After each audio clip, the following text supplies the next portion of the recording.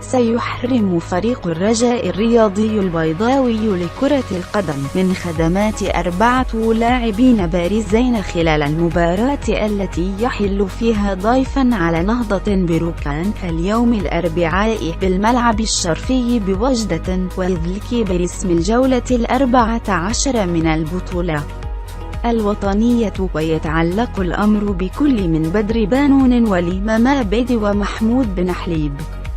ويغيب مابيدي وبانون بسبب الإصابة التي تعرض لها في المباراة التي تعادل فيها النسور أمام شباب الحسيمة يوم الأحد الماضي برسم الجولة 13، حيث لم يتمكن من اتمام هذا اللقاء الذي انتهى متعادلا 1-1، علما أنهما قد يغيبان إلى بداية العام المقبل.